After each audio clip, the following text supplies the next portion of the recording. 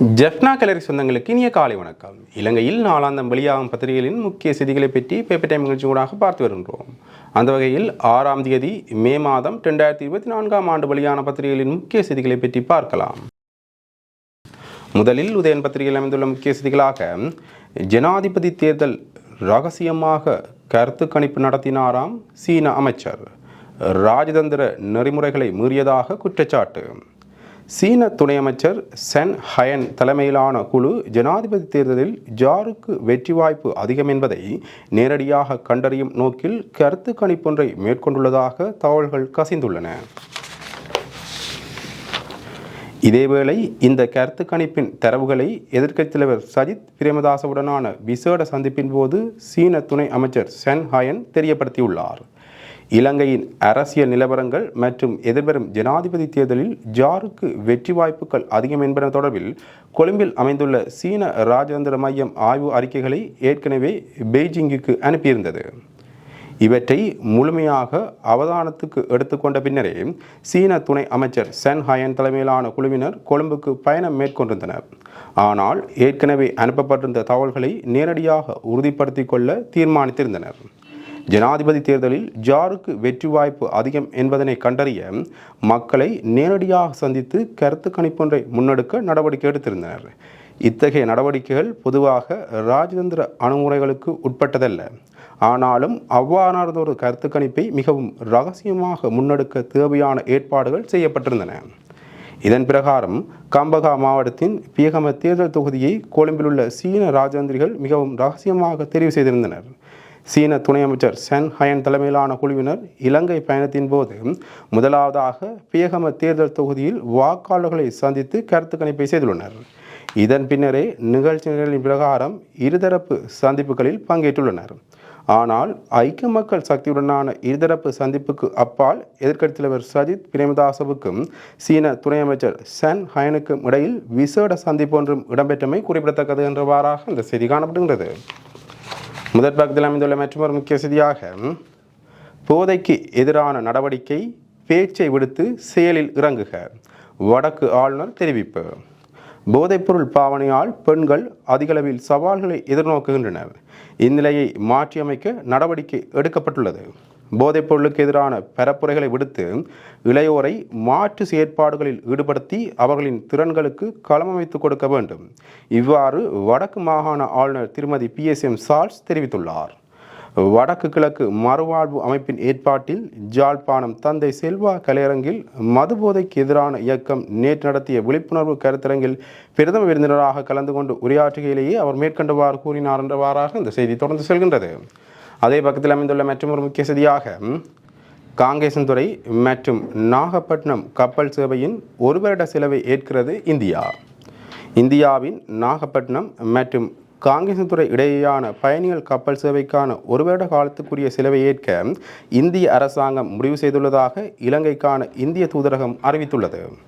இது தொடர்பில் இந்திய தூதரகம் விடுத்த அறிக்கையில், இலங்கையின் பொருளாதார முயற்சிக்கு இந்தியாவின் வலுவான அர்ப்பணிப்பை வெளிப்படுத்தும் விதத்திலும் இந்த சேவையை மலிவு விலையிலும் பயணிகளுக்கு கவர்ச்சிகரமானதாக மாற்றும் முகமாகவும் இந்திய அரசு இதனை நடைமுறைப்படுத்த உள்ளது. அதற்கமைய வரிகள் மற்றும் இதர கட்டணங்களுக்கான செலவை ஒரு வருட காலத்திற்கு ஏற்க முடிவு செய்துள்ளது. இதேவேளை இலங்கையிலிருந்து கப்பல் மூலம் புறப்படும் பயணிகளிடமிருந்து தற்போது அறவிடப்படும் விலகல் வரியை இலங்கை அரசாங்கம் குறைத்துள்ளது என்றவாறாக அந்த செய்தி காணப்படுகின்றது. முதற் பக்கத்தில் அமைந்துள்ள மற்றொரு முக்கிய செய்தியாக, ஓய்வு பெற்ற உயரதிகாரிகளுக்கு தீர்வையற்ற வாகன அனுமதி. ஓய்வு பெற்ற உயரதிகாரிகளுக்கும் நீதித்துறை உத்தியோகத்தர்களுக்கும் தீர்வையற்ற வாகன அனுமதி பத்திரம் வழங்குவதற்கு அரசாங்கம் தீர்மானித்துள்ளது. 60 வயதை பூர்த்தி செய்த பின் கட்டாய ஓய்வில் அனுப்பப்பட்டவர்களுக்கும் இந்த வாகன அனுமதி பத்திரத்துக்கு விண்ணப்பிக்க முடியும். மார்ச் 11ஆம் தேதி எடுக்கப்பட்ட அமைச்சரவை தீர்மானத்துக்கு அமைவாக பொது நிர்வாக அமைச்சால் வெளியிடப்பட்டுள்ள சுற்றறிக்கையில் இந்த விடயம் தெரிவிக்கப்பட்டுள்ளது என்றவாறாக அந்த செய்தி தொடர்ந்து செல்கின்றது. முதற் பக்கத்தில் அமைந்துள்ள மற்றொரு முக்கிய செய்தியாக,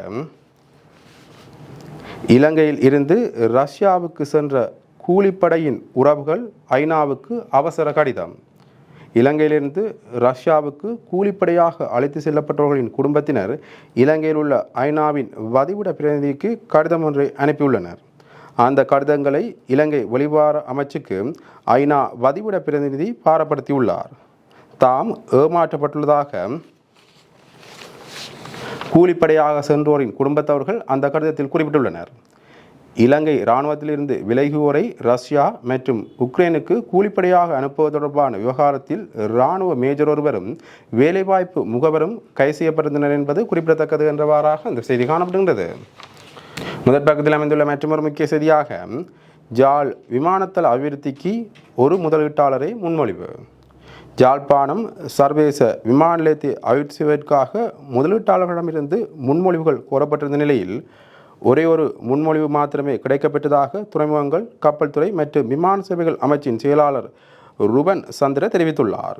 இந்தியாவை சேர்ந்த முதலீட்டாளரை அந்த முன்மொழிவை சமர்ப்பித்துள்ளார். இதனிடையே எதிர்வரும் ஜூலை மாதம் முதல் ஜாழ்ப்பாணம் சர்வதேச விமான நிலையத்திலிருந்து ஏஆர் இண்டிகோ விமான சேவை நிறுவனமும் விமான பயணங்களை முன்னெடுக்க உள்ளது என்றவாறாக அந்த செய்தி காணப்படுகின்றது. மூன்றாம் பக்கத்தில் அமைந்துள்ள முக்கிய செய்தியாக தமிழ் பொது வேட்பாளர் இனத்தின் கொள்கையை ஸ்ரீதரன் தெரிவிப்பு. ஜனாதிபதி தேர்தலில் தமிழ் பொது வேட்பாளரை களமிறக்குவது என்பது தமிழினத்தின் கொள்கையுடன் தொடர்பட்ட விடயம் என்று தெரிவித்துள்ளார் தமிழரசுக் கட்சியின் நாடாளுமன்ற உறுப்பினர் ஸ்ரீதரன். கிளிநொச்சி நாச்சிக்குடாவில் நேற்று முன்தினம் களப்பயணம் மேற்கொண்டு முஸ்லிம்கள் எதிர்கொள்ளும் பிரச்சனைகள் தொடர்பில் ஸ்ரீதரன் கேட்டறிந்தார். இதன்போதே அவர் இவ்வாறு தெரிவித்துள்ளார். அவர் மேலும் தெரிவித்துள்ளதாவது, வடக்கு கிழக்கு என்பது தமிழ் மக்களின் மரபு வழி தாயகம். தமிழ் மக்கள் இனவழிப்புக்கு உட்படுத்தப்பட்ட பின்னர் அதற்கு ஒரு சர்வதேச விசாரணை இதுவரை நடந்தபாடில்லை. காணாமல் ஆக்கப்பட்டோரின் பிரச்சனைகள் அவ்வாறே தொடர்கின்றன. தற்போதும் தமிழ் மக்களுக்கு எதிரான அடக்குமுறைகள் தீவிரப்படுத்தப்பட்டுள்ளன. எனவே எமது அபிலாஷைகளை வெளிப்படுத்த பொது வேட்பாளர் ஒருவரை நாம் களமிறக்க வேண்டியது கால தேவையானது என்றவாறாக அந்த செய்தி காணப்படுகின்றது. இவை உதயன் பத்திரிகையில் அமைந்த முக்கிய செய்திகள். இனி விளம்பரி பத்திரிகையின் முக்கிய செய்திகளை பற்றி பார்க்கலாம். விளம்பரி பத்திரிகையின் முதற் பக்கத்தில் அமைந்துள்ள முக்கிய செய்திகளாக இலங்கை மற்றும் ஐக்கிய ராச்சியம் நாளை மூலோபாய கலந்துரையாடல், முக்கிய விடயம் தொடர்பில் ஆய்வு. இலங்கைக்கும் ஐக்கிய ராஜ்யத்திற்கும் இடையிலான மூலோபாய கலந்துரையாடலின் 2வது கூட்டம் கொழும்பில் நாளை நடைபெறவுள்ளது. இந்த கலந்துரையாடலில் வெளிநாட்டு மற்றும் பாதுகாப்பு கொள்கைகளில் ஏற்பட்டுள்ள முன்னேற்றங்கள், வர்த்தகம், முதலீடு, சுற்றுலா, பருவநிலை மாற்றம், சுற்றுச்சூழல் பாதுகாப்பு, இடம்பெயர்வு, கடற்சார் ஒத்துழைப்பு உள்ளிட்ட துறைகளின் முன்னேற்றம் குறித்து ஆய்வு செய்யப்பட உள்ளது. ஐநா சபையின் மற்றும் பொதுநலவாயம் உட்பட சர்வதேச அரங்களில் இரு நாடுகளின் ஒத்துழைப்பு குறித்தும் இந்த சந்திப்பில் ஆராயப்பட உள்ளது. இந்த நிலையில் 2 நாடுகளுக்கும் இடையிலான 2வது மூலோபாய கலந்துரையாடலில் வெளிவார அமைச்சின் ஐரோப்பா மற்றும் வட அமெரிக்காவின் பணிப்பாளர் நாயகம் சோபினி குணசேகர தலைமையில் இலங்கை பிரதிநிதிகள் கலந்து கொள்ள உள்ளதாகவும் தெரிவிக்கப்படுகின்றது.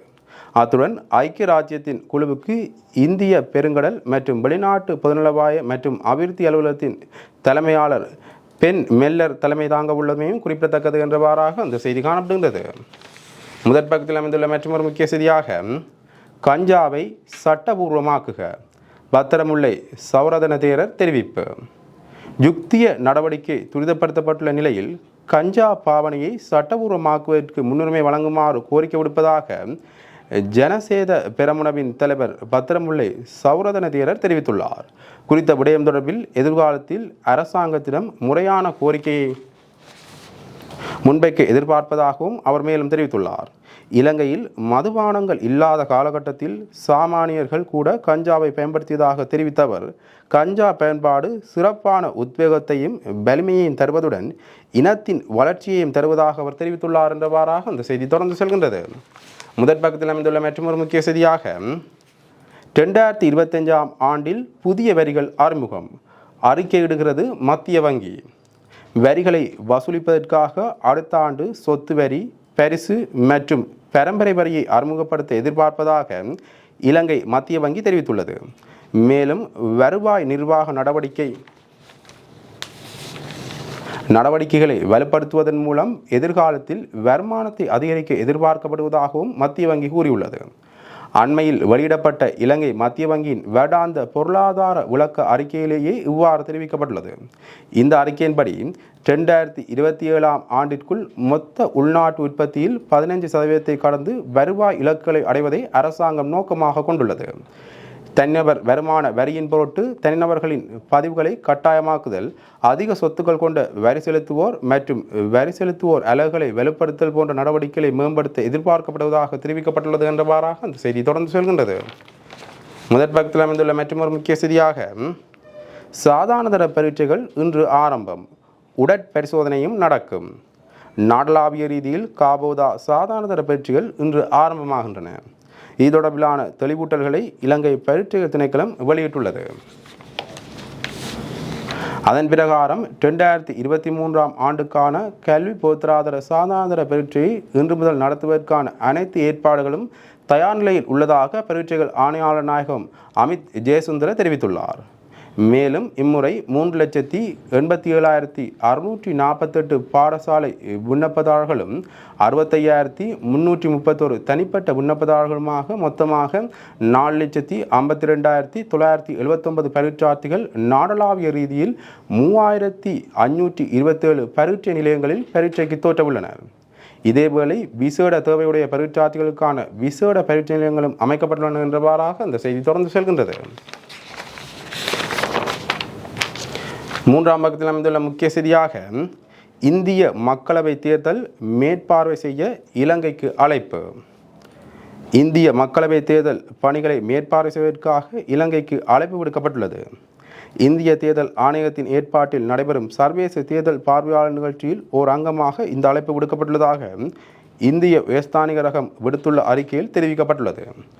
உலகின் மிகப்பெரிய தேர்தல் ஒன்று நடைபெறுவதை காண்பதற்காக 23 நாடுகளில் உள்ள தேர்தல் முகாமைத்துவ அமைப்புகளுடன் தொடர்புடைய 75 சர்வதேச பார்வையாளர்களுக்கு இந்திய தேர்தல் ஆணையகம் அழைப்பு விடுத்துள்ளது என்றவாறாக அந்த செய்தி தொடர்ந்து செல்கின்றது.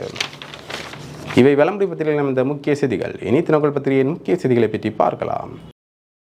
தினக்குள் பத்திரிகையின் முதற் பக்கத்தில் அமைந்துள்ள முக்கிய செய்திகளாக ராஜபக்ச குடும்பத்தின் எதிர்ப்புக்கு மத்தியிலும் திரைக்கு பின்தொடரும் ரணில் பசில் சந்திப்பு. 5வது சந்திப்பின் விவரங்களும் வெளிவரவில்லை. எதிர்வரும் ஜனாதிபதி தேர்தல் மற்றும் நாட்டின் பொருளாதார நிலைமைகள் தொடர்பாக 5வது தடவையாகவும் ஜனாதிபதி ரணில் விக்ரமசிங்கே மற்றும் ஸ்ரீலங்கா பொதுஜன பெரமுனவின் ஸ்தாபகர் பசில் ராஜபக்சவுக்கும் இடையிலான சந்திப்பு நேற்று முன்தினம் சனிக்கிழமை மாலை ஜனாதிபதியின் உத்தியோகபூர்வ இல்லத்தில் இடம்பெற்றது. ஜனாதிபதி தேர்தல் மற்றும் பொதுத் தேர்தல் தொடர்பில் இருவருக்கும் இடையில் தொடர்ச்சியாக கலந்துரையாடல்கள் இடம்பெற்று வரும் நிலையில் இருவருக்கும் இடையில் 5வது தடவையாக இந்த சந்திப்பு இடம்பெற்றுள்ளது. ஜனாதிபதி ரணிலுக்கும் பசில் ராஜபக்சவுக்கும் இடையில் சமீப காலங்களில் இடம்பெற்ற கலந்துரையாடல்கள் தொடர்பான விடயங்கள் ரகசியமாக பேணப்படும் நிலையில் இருவருக்கும் இடையிலான கலந்துரையாடல்களை ராஜபக்ச குடும்பத்தினர் விரும்பவில்லை என தகவல்கள் தெரிவித்திருந்தன. இருவருக்கும் இடையில் இடம்பெறும் கலந்துரையாடல்களின் மூலம் பசில் ராஜபக்ச ஜனாதிபதிக்கு உதவி செய்கின்றாரா என ராஜபக்ச குடும்பத்தினர் சந்தேகிப்பதாகவும் தெரிவிக்கப்பட்டது. ஜனாதிபதி ரணில் விக்ரமசிங்கே எதிர்வரும் ஜனாதிபதி தேர்தலில் வெற்றி பெறுவாராயின் அது நாமல் ராஜபக்சவின் அரசியல் வாழ்க்கையில் தாக்கத்தை ஏற்படுத்தும் என்பதை கருத்தில் கொண்டே இருவருக்கும் இடையிலான சந்திப்புகளை அவர்கள் விரும்பவில்லை எனவும் தெரிவிக்கப்பட்டது என்றவாறாக அந்த செய்தி தொடர்ந்து செல்கின்றது. முதற் பக்கத்தில் அமைந்துள்ள மற்றொரு முக்கிய செய்தியாக வாகன இறக்குமதியால் இலங்கைக்கு $750 மில்லியன் வரி வருமானம். இலங்கையில் வாகனங்கள் இறக்குமதி செய்தால் $750 மில்லியன் வரி வருமானம் கிடைக்கும் என தகவல் வெளியாகியுள்ளது. 2020 ஆண்டு மார்ச் மாதம் நாட்டில் டொலர் நெருக்கடி காரணமாக வாகனங்கள் உட்பட சுமார் 2000 வகையான பொருட்களுக்கு இறக்குமதி தடை விதிக்கப்பட்டது. ஆனால் நாட்டின் தற்போதைய தேவைக்கு ஏற்ப வாகனங்களை இறக்குமதி செய்வதற்கு அரசாங்கம் அனுமதி வழங்கி வருகின்றது. அதற்கமைய வாகன இறக்குமதி தடை நீங்கினால் வருடத்திற்கு சுமார் $100 மில்லியன் பெறுமதியான வாகனங்களை இறக்குமதி செய்வதன் மூலம் சுமார் $750 மில்லியன் வரியாக ஈட்ட முடியும் என குறிப்பிடப்பட்டுள்ளது என்றவாறாக அந்த செய்தி தொடர்ந்து செல்கின்றது. முதற் பக்கத்தில் அமைந்துள்ள மற்றொரு முக்கிய செய்தியாக தமிழ் பொது வேட்பாளர் விடயத்தில் தமிழரசு கட்சி நல்ல முடிவெடுக்கும், டெலோ நம்பிக்கை.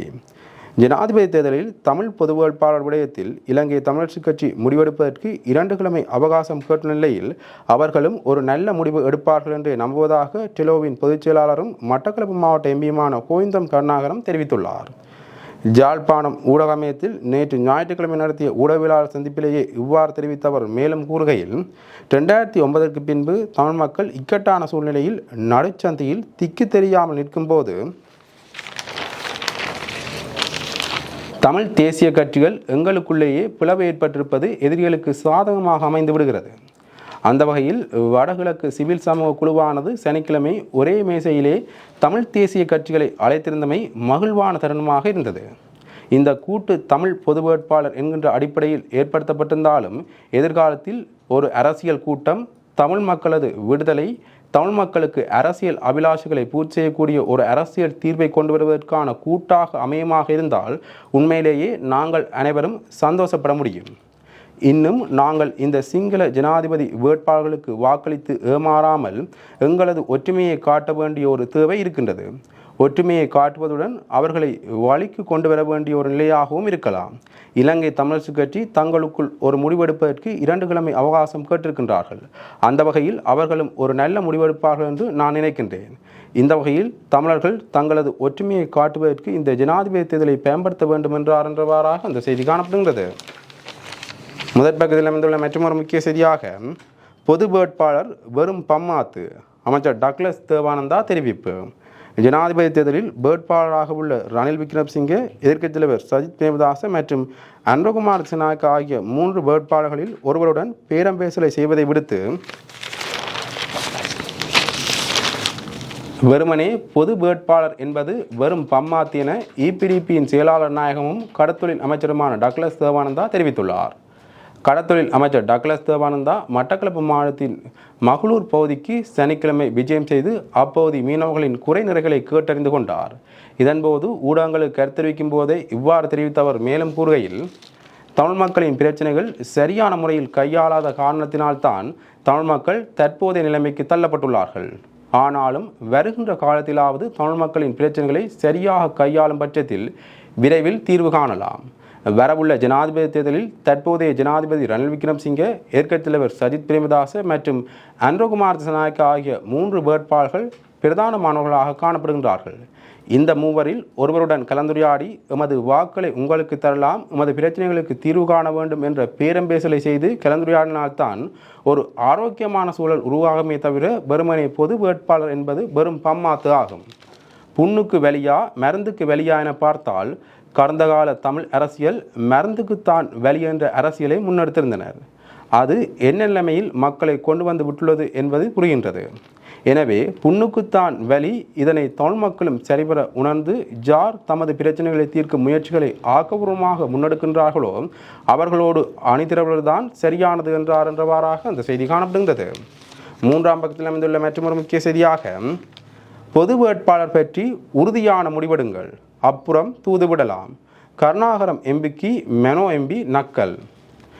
மெனோ மூலம் தூதுவிடாது எம்மிடம் நேரடியாக சஜித் கூற வேண்டும் என தமிழீழ விடுதலை இயக்க நண்பர் கோவிந்தன் கருணாகரம் எம்பி கூறியிருப்பது ஆச்சரியம் அளிக்கின்றது. தமிழ் பொது வேட்பாளர் நிறுத்தப்பட வேண்டும் என மும்முரமாக செயற்படும் உங்களுக்கு எதற்காக சஜித் தூதுவிட வேண்டும் என எனக்கு தெரியவில்லை. பொது வேட்பாளர் தொடர்பில் உறுதியான முடிவை எடுங்கள், முதலில் அதை செய்யுங்கள். அப்புறம் புறா விடுதூது, அன்னம் விடுதூது, மான் விடுதூது, தென்றல் விடுதூது என்பவைகளை பார்க்கலாம், சைத்திரமும் பேசலாம். தன்னை சந்தித்த வடக்கு கிழக்கு மாகாண சிவில் சமூக தூதுக்குழுவிடம் சஜித் பிரேமதாச தான் 13வது திருத்த மாகாண சபை சட்டத்தை முழுமையாக அமல் செய்ய உள்ளதாகவும் அது பற்றி தனது தேர்தல் விஞ்ஞாபனத்தில் தெரிவிக்க இருப்பதாகவும் அதன் மூலம் சிங்கள மக்களின் ஆணையை பெற உள்ளதாகவும் எனது முன்னிலையில் உறுதியளித்தார். வடக்கு கிழக்கு மாகாண சிவில் சமூக தூதுக்குழுவிடம் இது பற்றி நண்பர் கோவிந்தம் கருணாகரம் எம்பி கேட்டு அறியலாம் என தமிழ் முற்போக்கு கூட்டணியின் தலைவரும் ஜனநாயக மக்கள் முன்னணியின் தலைவரும் கொழும்பு மாவட்ட எம்பியுமான மெனோ கணேசன் கூறியுள்ளார் என்றவாறாக அந்த செய்தி தொடர்ந்து செல்கின்றது. இவை தினக்குழப்பத்தில் இந்த முக்கிய செய்திகள். இன்று வெளியான பத்திரிகைகளின் முக்கிய செய்திகளை பற்றி பார்த்தோம். தொடர்ந்தும் பத்திரிகை செய்திகளை அறிந்து கொள்ள பேப்பர் டைம் நிகழ்ச்சியுடன் இணைந்திருங்கள். நன்றி, வணக்கம்.